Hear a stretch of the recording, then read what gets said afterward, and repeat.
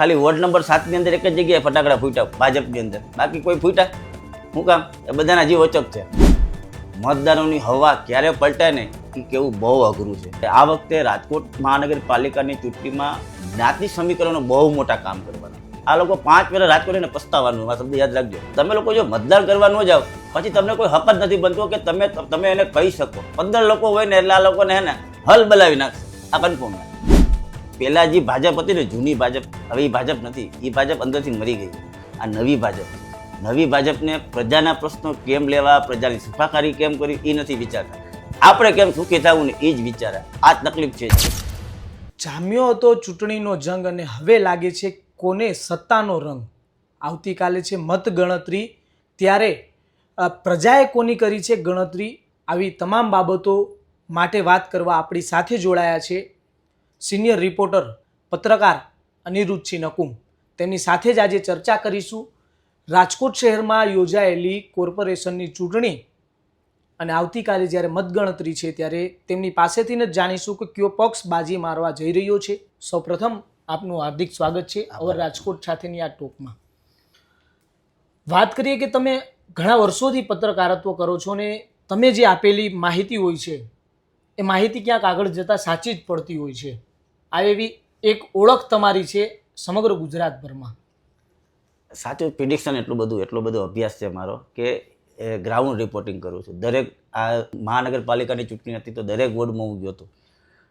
1 મહિના પહેલાં ગયો હતો, વોટિંગના દિવસે ગયો હતો. એટલે ત્યારે ખબર પડે કે વાસ્તવિકતા એક પછી મારો એક પ્લસ પોઈન્ટ છે, હું કોઈથી ભાજપના કાર્યકર્તાઓને કોંગ્રેસના કાર્યકર્તાઓ કોઈ સાથે વાત જ ન કરું.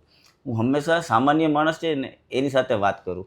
2-3 એવા પ્રશ્નો પૂછું કે એના ઉપરથી એક ખ્યાલ આવી જાય કે એના પરિવર્તન આવવાનું છે કે પુનરાવર્તન આવવાનું છે.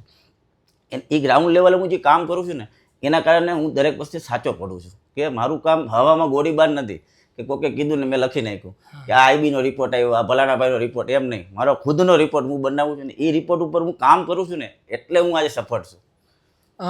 રાજકોટ એટલે કે ભાજપનો ગઢ માનવામાં આવે છે, પરંતુ આખા રાજકોટની અંદર એક વોર્ડ નંબર 15 એવો છે કે જેને કોંગ્રેસનો ગઢ માનવામાં આવે છે. ગઢ તો કાંઈ હોતું જ નથી. હંમેશા મતદારો જ બાપુજી હોય છે. ગઢ બઢ બધું ભૂલી જાય. તો એક આપણામાં એક શું છે, એક છાપાવાળાની ભાષા છે કે આ ભાજપનો ગઢ, આ કોંગ્રેસનો ગઢ, આ આમ આદમી પાર્ટીનો. મતદારો મેન હોય છે. મતદારોની હવા ક્યારે પલટાય ને એ કેવું બહુ અઘરું છે. કે તમે જો રાજકોટની અંદર 5,54,000 જેટલા મત પડ્યા આ વખતે, તો 5 લાખને તમે કોઈ મળી જ નથી શકવાના. એટલે આપણને ખબર નહીં પડે કે હવા કઈ બાજુ છે. પણ એક કહેવાય કે આ વખતે રાજકોટ મહાનગરપાલિકાની ચૂંટણીમાં જ્ઞાતિ સમીકરણો બહુ મોટા કામ કરવાના છે. કે જે વિસ્તારમાં જે પાર્ટીએ જે પક્ષના ટિકિટ આપી છે એ જ્ઞાતિ સમીકરણોના આધારે આપી છે. એના કારણે આ વખતે શું છે, ક્રોસ વોટિંગ બહુ થયું છે. એટલે આ વખતે ગડબડ એટલે લાગે છે કે તમે જો ખાલી વોર્ડ નંબર 7 ની અંદર એક જ જગ્યાએ ફટાકડા ફૂટ્યા ભાજપની અંદર, બાકી કોઈ ફૂટ્યા? શું કામ? એ બધાના જીવ અચક છે. મતલબ કે કાલે અમે જીતશું કે હારશું કે વિશ્વાસ નથી, પોતાને વિશ્વાસ નથી કે અમે જીતશું કે નહીં. અને આ લોકોએ ફોડી નાખ્યા. આ લોકોને ખબર હતી કે એટલે એ લોકો પાસે કેવું હતું કે સામેના ઉમેદવારો પેનલ બધી ખરાબ હતી. એના કારણે પ્લસ ચીમનભાઈ શુક્લના દીકરો લડતો હોય તો સ્વાભાવિક છે એક માહોલ બનતો હોય છે. એના કારણે એ લોકોએ જે આટલા વર્ષોથી ચૂંટણીમાં કામ કરતા એ લોકોને ખબર હોય કે અમારે કઈ પ્રકારનું કામ કરવાનું છે. એના કારણે લોકો ફટાકડા પડ્યા કે આ વોર્ડ હવે અમારો છે એમ.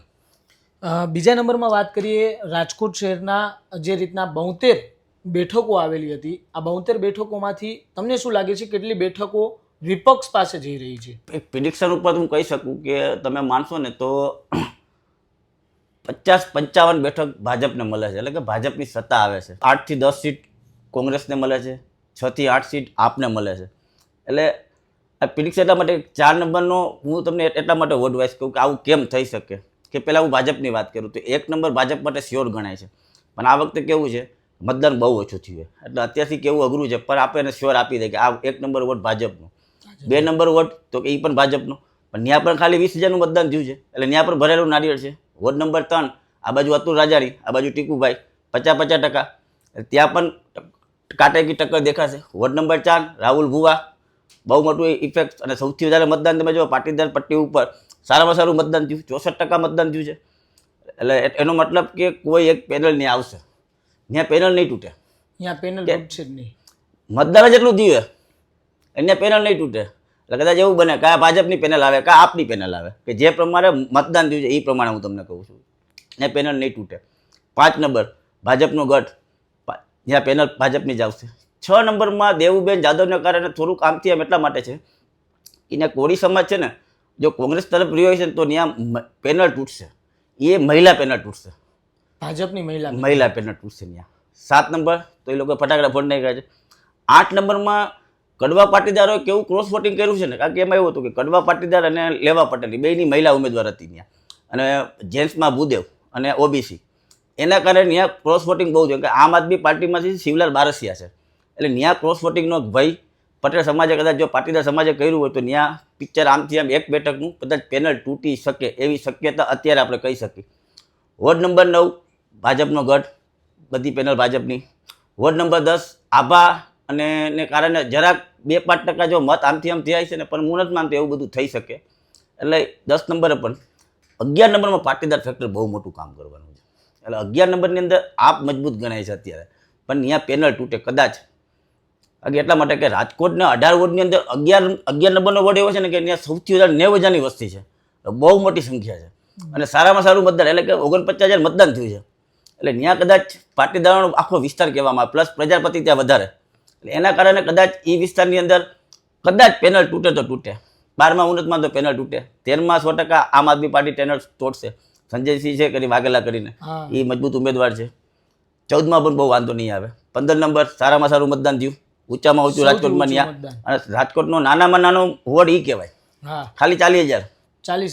એટલા માટે કે એ વોટ કદાચ, અને જે મકબૂલ છે જે જેનો ઉમેદવાર કોંગ્રેસનો, એને જે પોલીસે પકડ્યો એ મોટામાં મોટી ભૂલ હતી, એના કારણે મતદાન વધ્યું. કદાચ એ પેનલ કોંગ્રેસને મળે એવી શક્યતા તો દેખાઈ રહી છે. 16 નંબરમાં કાંટાકી ટક્કર, 17માં કાંટાકી ટક્કર, અને 18માં કે આ બધા હું એક એક પેનલ તૂટે ને તો જ ભાજપ 52 આવે, નકર ન આવે. એટલે એ પ્રમાણે હું તમને કહું છું કે આવી શક્યતા બની શકે એમ. બની શકે, પરંતુ જે રીતના તમે કહ્યું કે 52 જેટલી સીટો ભાજપના ફાળે જઈ રહી છે, લોકો એવું જે રીતના જ્યારે તમે લોકો વચ્ચે પણ ગયા હતા, એ લોકોનો શું મિજાજ હતો? કેમ કે તમે એક વોર્ડની અંદર તમે સામાન્ય લોકો સાથે વાત કરી હતી, આ લોકોનો મિજાજ કેવો હતો? લોકોનો મિજાજ કેવો હતો? લોકોનો હું જે લોકોને મળ્યો છું ને, પછી મારી એક ભૂલ હતી આ વખતે કે એ લોકો પાસે હું નથી ગયો, તમે મતદાન કરવા નતા ગયા. હવે જેને જે લોકોએ આપણને ગ્રાઉન્ડ રિપોર્ટમાં જે કીધું કે ભાઈ આ પાર્ટી અમને ગમતી નથી, આ પાર્ટી અમારું કામ નથી કરતી, પણ એ લોકો એને મત આપ્યો કે નથી આપ્યો? મોટામાં મોટી રાજકોટ વાસીઓની મોટામાં મોટી ભૂલ છે. આ લોકો 5 વર્ષ રાજકોટ એને પસ્તાવાનું, આ શબ્દ યાદ રાખજો. કોઈની પણ સરકાર આવે, આમ આદમી પાર્ટી આવે, કોંગ્રેસ આવે કે ભાજપ આવે, તમે લોકો જો મતદાન કરવા ન જાઓ પછી તમને કોઈ હક જ નથી બનતો કે તમે એને કહી શકો આપણા રસ્તા શું કામ ખરાબ છે, તમે મત ન આપ્યો. ગંદુ કેમ પાણી આવે, તમે મત ન આપ્યો. સફાઈ કેમ નથી થતી, તમે મત ન આપ્યો. કોઈ પ્રાથમિક સુવિધા કેમ નથી મળતી, તમે મત ન આપ્યો. ચોમાસામાં પાણી કેમ ભરે, તમે મત ન આપ્યો. તો આના પાપના ભાગીદાર કોણ? રાજકોટના મતદારો. 100%. જો રાજકોટની અંદર જે રીતના કહીએ કે ભાજપની જેટલી પેનલો આવેલી છે તે પેનલો તૂટશે, આનાથી એક જનરલ બોર્ડ અને રાજકોટના વિકાસને કેટલું અસર કરશે? હું તો હંમેશા એમ કહું કે રાજકોટના વિકાસ માટે વિપક્ષ બહુ જરૂરી છે. 52 સીટ ભલે ભાજપ લઈ જાય, ભાજપ ભલે સરકાર ચલાવે, પણ વિપક્ષ મજબૂત હશે ને તો એને પારદર્શક કામ થશે. અમુક જે ભ્રષ્ટાચારો છે ને એ બંધ થઈ જાય. એના કારણે હું હંમેશા એમ કહું કે ગઈ વખતે જે 72માંથી 68 આવી ને એવું રિઝલ્ટ ન આવવું જોઈએ. રિઝલ્ટ 10-15 સીટ વિપક્ષને મળે તો એ પોતાની રીતે વિરોધ કરી શકે અને પ્રજાના પ્રશ્નો જનરલ બોર્ડની અંદર વ્યવસ્થિત રીતે ઉઠી શકે. જનરલ બોર્ડની વાત કરીએ આપણે કે જનરલ બોર્ડમાં અત્યાર સુધી માત્ર 4 જ વિપક્ષના કોર્પોરેટરો હતા, પણ હવે પરંતુ એ જે કોર્પોરેટરો વધશે તો આ જનરલ બોર્ડની અંદર શું સવાલો કરવામાં આવી શકે? તમારા મતે શું આખી જનરલ બોર્ડ કેવી હશે? એક વધારે વિપક્ષના કોર્પોરેટરો સાથેની જનરલ બોર્ડ અને પહેલા એ હતી કે માત્ર 4 વિપક્ષના કોર્પોરેટરો સાથેની જનરલ બોર્ડ, આ બંને વચ્ચે તફાવત 12 અને 15 આટલો ફેર પડી જાય ને એટલે દરેક વખતે જનરલ બોર્ડ થાય ને દર વખતે માથાકૂટ થાય અને મીડિયાને મોજ આવી જાય. સમાચારો અદ્ભુત સમાચારો મળશે આપણને. 15 લોકો હોય ને એટલે આ લોકોને હે ને હલ બલાવી નાખશે, આ કન્ફર્મ.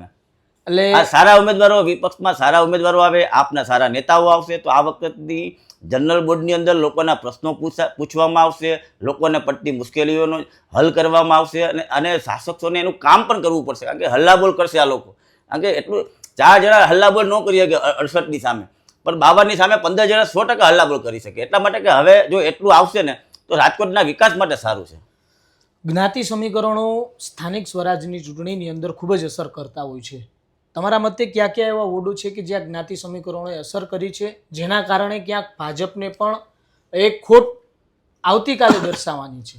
એક ભાજપની મોટામાં મોટી ભૂલ એ લોકો જે જ્ઞાતિકરણ સમીકરણ બેસાડ્યું ને, જ્યાં ઓબીસીની બેઠક હતી ત્યાં ઓબીસી ઓકે, પણ જ્યાં સમર્ણની બેઠક હતી ત્યાં ઓબીસીને લડાવવામાં આવ્યા. એટલે જ્ઞાતિ સમર્ણ નારાજ થઈ સ્વાભાવિક છે. વેપારીઓ આજ સુધી ભાજપના મતદારો વેપારીઓ હતા, એ લોકો નારાજ થવાના છે. બીજું ફેક્ટર, મહત્વનું ફેક્ટર, લુહાણા સમાજ એટલે કે રાજકોટના રઘુવંશીઓ 2 લાખ જેટલા મતદારો છે રાજકોટની અંદર, એ લોકો નારાજ થયા છે. એમાંથી હું આલું બધા ભાજપથી નારાજ ન થાય, 30% પણ નારાજ થાય ને. 2 નંબર વોટ તમે જુઓ, 20,000નું મતદાન થયું છે ખાલી. 20,000ના મતદાનની અંદર રઘુવંશી ત્યાં વધારે સૌથી 7,000 તમે ગણી લો, હાલો પકડીને 7,000માંથી કદાચ 2,000 જો ઊંધાયેલા છે ને તો ત્યાં ભાજપને પેનલ તૂટે. એટલે મોટી વાત છે. એટલે તમે જો 3 નંબર ઓકે, 3 નંબરમાં ઓકે સમીકરણ છે, 4 નંબરમાં ઓબીસીની બધું થોડુંક ઓલું છે માથાકૂટ, 5 number okay, 6 number okay, 7 okay, 8માં નથી. 8માં શું કર્યું ભાજપે? દર વખતે ત્યાં કેવું 8ની અંદર એક કડવા પટેલ પુરુષ અને એક લેવા પટેલ પુરુષ હોય. આ વખતે શું કર્યું? 2 મહિલાઓને આપી દીધી, 2 ટિકિટ મહિલાઓ. એટલે ત્યાં પાટીદાર વિસ્તાર છે. એટલે પાટીદાર વિસ્તાર સહન ન કરે કે અમારે મહિલા નહીં, અમારે પુરુષ પાટીદાર છે. એટલે ત્યાં પણ હું માનું ત્યાં સુધી ક્રોસ વોટિંગ વધારે પ્રમાણમાં થઈ શકે. સૌથી મોટી જે રીતના વાત કરીએ કે આપણે વોર્ડ નંબર 4ની અંદર ભગવતીપરા વિસ્તાર આવેલો છે. આ ભગવતીપરા વિસ્તારની અંદરથી જે રીતના મોરબી રોડ સુધી આખો વોર્ડ નંબર 4 છે, ત્યાં પણ વોટિંગ સારું એવું થયું છે. આ જે રાહુલ ભુવા છે આમ આદમી પાર્ટીના, તેઓ ત્યાંથી આમ આદમી પાર્ટીમાંથી લડી રહ્યા હતા અને કાળુ કુગાસિયા ભાજપમાંથી. લાગે છે કે કાળુ કુગાસિયાની સામે જે આખી પેનલ આમ આદમી પાર્ટીની જે રીતના જોર લગાવી રહી હતી, ક્યાંક કાળુ કુગાસિયાને પણ અસર થઈ શકે આ પેનલને લઈને? જે ભગવતીપરાવાળો વિસ્તાર છે એમાં કાળુનું એનું સામ્રાજ્ય સારું, પ્લસ કોંગ્રેસના ઠાકરસિંહભાઈ છે એનું પણ સારું. એટલે ભગવતી વિસ્તારમાં શું થવાનું છે? એક હરખું મતદાન નથી ગયું, કોઈ પણ એક પક્ષ માટે નથી ગયું. ત્યાં 3 ભાગ પડવાના છે, ભાજપ, કોંગ્રેસ ને આપ. અને પ્લસ પાટીદાર વિસ્તારમાં કઈ તરફ મતદાન થયું ને એ અત્યારે હું કહી ન શકું. ભગવતીપરા વિસ્તારની અંદર 3 ભાગ 100% વખતે પડવા, કારણ કે દર વખતે શું હતું? વન સાઈડ જતું હતું. આ વખતે વન સાઈડ નથી. એ આપણને આંકડા ક્યાં કેટલા મત મેળ્યા એ તો આપણને કાલે ખબર પડી જ જવાની. એટલે ત્યાં આ વખતે ડખો બહુ મોટો છે. એટલે જ એમ કહે છે કે રાહુલ ભુવા મજબૂત છે. ચોક્કસથી. પછી વાત કરીએ આપણે વોર્ડ નંબર 16ની. વોર્ડ નંબર 16ની અંદર કહીએ કે સૌરાષ્ટ્રનું નહીં પરંતુ ગુજરાતનું સૌથી મોટા વિસ્તારનું ડિમોલેશન થયું હતું. અહીંયા ભાજપની પેનલ જ જે રીતના પૂર્વ કોર્પોરેટરોની હતી એ પણ વિવાદમાં આવી હતી, અને ફરીવાર અત્યારે નવી આખી પેનલ ઉતારવામાં આવી છે, જેમાંથી એક મહિલા જ રિપીટ કરવામાં આવ્યા છે. વોર્ડ નંબર 16ની શું પરિસ્થિતિ હશે આવતીકાલે? 16 નંબર તો ભરેલું નારિયેળ છે, પણ એમાં એક તકલીફ એવી છે કે બધાએ શું કર્યું છે? આપ અને કોંગ્રેસને મત આપ્યા છે અને ભાજપના જે શ્યોર મત છે ને એને મળી ગયા છે. એટલે એ 3 જણની વહેંચણી કેવી રીતે થાય છે ને એ બહુ મહત્વનું. પણ એક વસ્તુ અત્યારથી કહી દઉં, 16 નંબર વોર્ડની અંદર કાલે રિઝલ્ટ આવશે ને તો એની બહુમતી કેટલી હશે ખબર? લીડ કેટલી હશે? 500, કદાચ કોઈકને 11 હોય, કોઈકની 21 હોય. એ વોર્ડમાં આવો જોખમ છે. કારણ કે મારું જે પ્રિડિક્શન છે એ વોર્ડની અંદર કે વધીને 100 થી 1000ની હારજી થઈ છે, વધારે નહીં હોય ત્યાં કોઈ પણ પક્ષ માટે. ગઈ ટર્મમાં પણ એવું જ થયું હતું કે ખાલી 11 રુચિબેન કહી હતા એ ખાલી 11 મતે હારી ગયા હતા અને ભાજપના જે હતા 11 મતે જીતી ગયા હતા. એટલે ત્યાં સમીકરણો બહુ ફરતા હોય છે એટલા માટે. સૌથી વધારે તમને કયો વોર્ડ એવો લાગે છે કે આ શ્યોર કોંગ્રેસ લઈ જાય છે? 15 નંબર. 15 નંબર શ્યોર આવે છે એના માટે. આમ આદમી પાર્ટીમાં શ્યોર તમને કયો વોર્ડ લાગી રહ્યો છે? 4 નંબર. 4 નંબર. પછી સૌથી વધારે આપણે વાત કરીએ કે આરજે આભા, કે જે એક સેલિબ્રિટી ચહેરો માનવામાં આવે છે રાજકોટ માટે ને ગણાય છે, સેલિબ્રિટી ચહેરાને કોંગ્રેસે ઉતારી.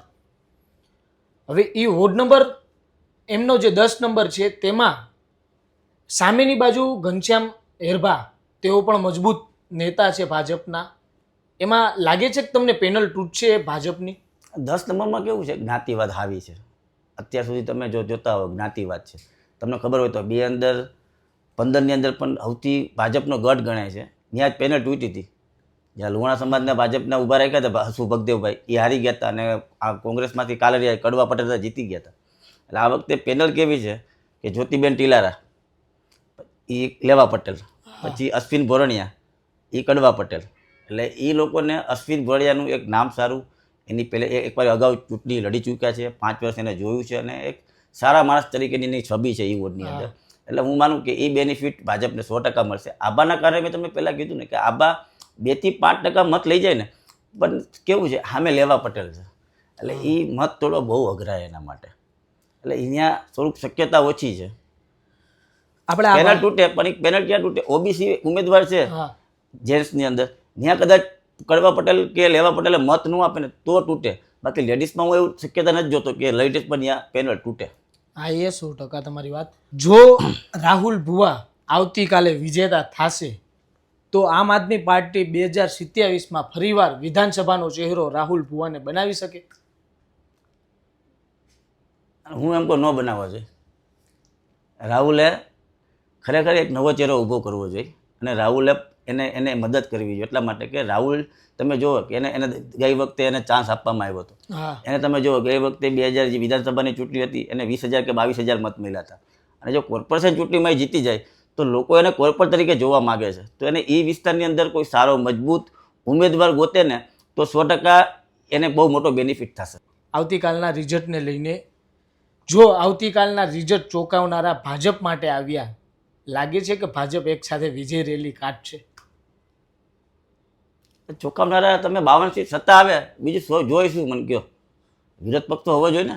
લોકોએ આ વખતે એવું વિચાર્યું કે લોકો 5 વર્ષ રસ્તા કેટલા ખરાબ હતા, કેટલી ગંદકી હતી, ચોમાસામાં પાણી ભરાય છે, બધી રીતે લોકો હેરાન થયા, અને ટીઆરપી કાર્ડ હતો. આ લોકોએ કોઈ મહેનત નથી. આ લોકોની અંદર જે ભાજપ, જે પહેલાં જે ભાજપ હતી ને જૂની ભાજપ, હવે એ ભાજપ નથી. એ ભાજપ અંદરથી મરી ગઈ છે.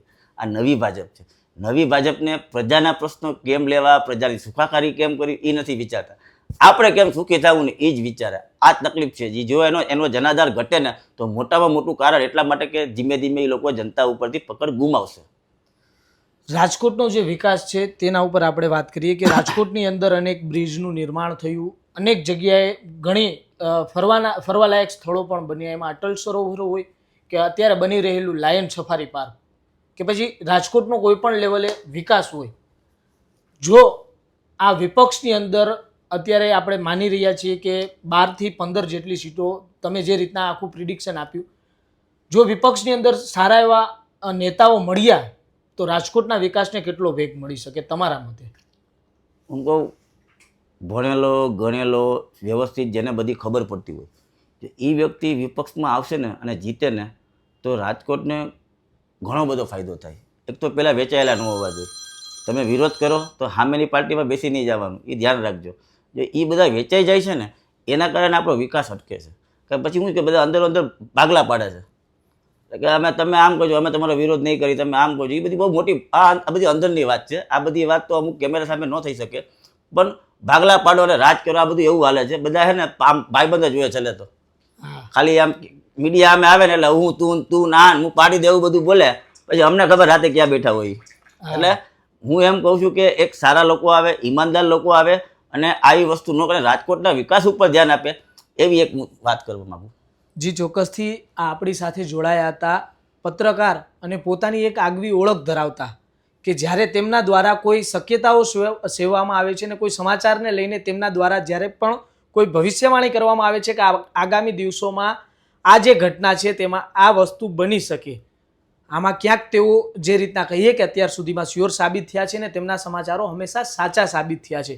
તેમની કરેલી જે વાતો છે, તેમને જે આપેલી ભવિષ્યવાણીઓ છે, જે સમાચારને લગતી છે, તે ક્યાંક હંમેશા સાચી પડતી જોવા મળી છે. ને તેમના દ્વારા કહેવામાં આવ્યું છે કે જ્યારે મતગણતરી થવાની છે ત્યારે રાજકોટની અંદર ત્રીજો પક્ષ એન્ટ્રી કરી રહ્યો છે. રાજકોટ મહાનગરપાલિકામાં ઇતિહાસમાં અત્યાર સુધીમાં કોઈ ત્રીજો પક્ષ નથી આવ્યો, પરંતુ આવતીકાલે આ ત્રીજા પક્ષની એન્ટ્રી થઈ રહી છે. તેમના દ્વારા જે કહેવામાં આવ્યું છે કે વિપક્ષ છે તે રાજકોટ મહાનગરપાલિકાનું મજબૂત થવા જઈ રહ્યું છે. ત્યારે હવે આવતીકાલે મતગણતરી છે, ત્યારે કોણ પક્ષ, કયો પક્ષ અને કયા ઉમેદવારો બાજી મારે છે તે જોવું અતિ મહત્વનું રહેશે. તેમના દ્વારા આમ આદમી પાર્ટીને લઈને પણ જે નિવેદન આપવામાં આવ્યું અને તેમણે જે કહ્યું કે આમ આદમી પાર્ટી આ તૈયારી છે તે વિધાનસભા 2027ની જો આવતીકાલે રિઝલ્ટ સારા હશે તો કરી રહી છે તે માનવું. એટલે કે હવે આ જે આવતીકાલના પરિણામો છે તે 2027ની વિધાનસભાની ચૂંટણીને કેટલા અસર કરતા છે તે કાલે જ ખબર પડી શકે. જી ચોક્કસ.